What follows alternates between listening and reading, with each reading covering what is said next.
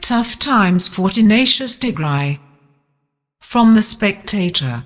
I wouldn't envy anyone fighting in that terrain against a tenacious, vigorous people defending their beloved homeland. Tigray, Ethiopia's most northerly region, makes its presence felt all the way down in Addis Ababa, about 430 miles to the south. Even before the current fighting, the prettiest beggars in the rambunctious and strangely endearing Ethiopian capital tended to be the Tigrayan single mothers. They made that daunting journey to escape a rural existence that struck me, during my trips around Tigray, as not dissimilar to European life during the Middle Ages. When I lived in Ethiopia, I reported from all over Tigray on humanitarian projects, tensions with Eritrea and the influx of Eritrean refugees, even on a brave British expat who was trying to establish a milk farm.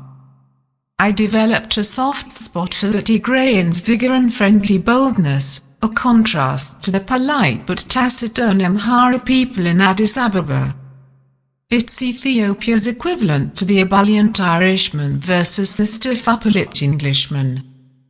The 2-year-old daughter of the mother who begged on a street near where I lived in Addis personified Tigrayan spirit. Whenever I passed them in their dirty clothes, that wild little imp would be dancing to the music coming from the stores or running around like a dust devil while her mother smiled indulgently. Last November, Ethiopia's Prime Minister Abiy Ahmed launched a military offensive against Tigray's regional government. 9 months of atrocious conflict followed. Numerous massacres included the killing of hundreds sheltering at the Church of Our Lady Mary of Zion in Aksum, a city that was once the hub of the Aksumite Empire, a maritime trading power that at its apogee during the early Christian era was northeastern Africa's greatest market. The first time I visited Aksum, I made a beeline for Our Lady Mary of Zion. Ethiopian Orthodox Christians claim it houses the Ark of the Covenant. In classic Ethiopian style, the church wasn't much to write home about.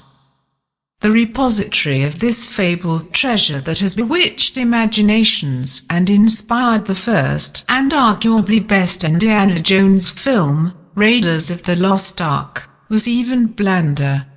A small, dome-shaped side chapel guarded by a querulous old monk.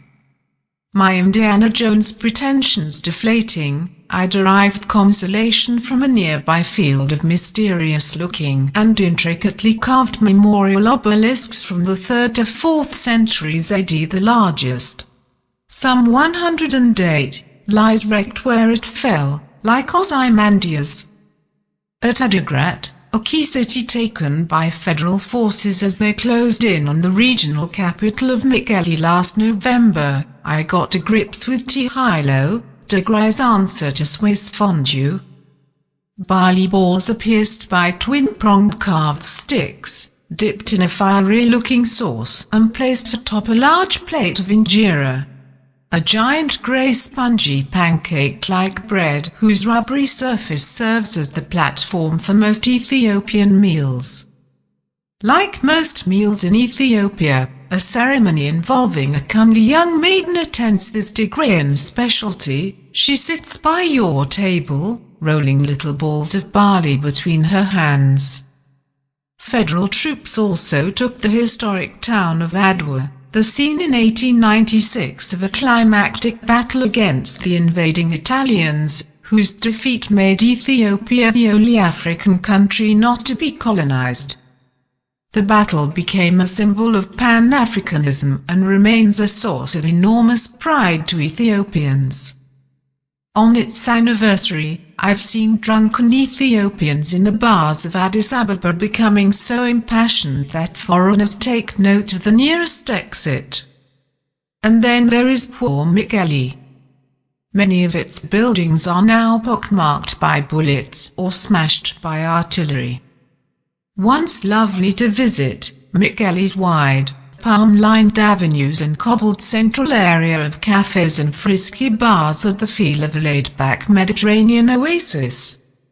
Its people embodied Garrison Keillor's famous opening to his Prairie Home Companion radio show.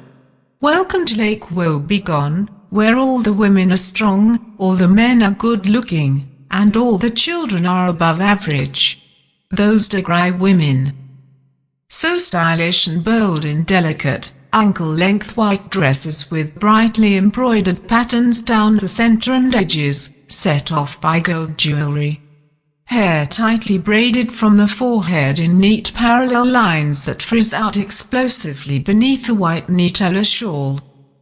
Not forgetting Tigray's topography, let me tell the haunting misses, intimidating escarpments and barren valleys that during antiquity helped keep out foreign intruders and meant, in the words of Edward Gibbon, that the Ethiopians slept near 1,000 years, forgetful of the world, by whom they were forgotten.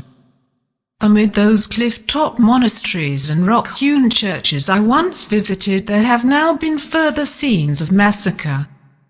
This formidable landscape, which provides endless mountain redoubts for the Tigrayan resistance, cannot be underestimated. Tigrayan forces have lately taken back the region. Having had my own crack at dealing with insurgencies in Iraq and Afghanistan, I wouldn't envy anyone fighting in that terrain against a tenacious, vigorous people defending their beloved homeland. But who knows what comes next?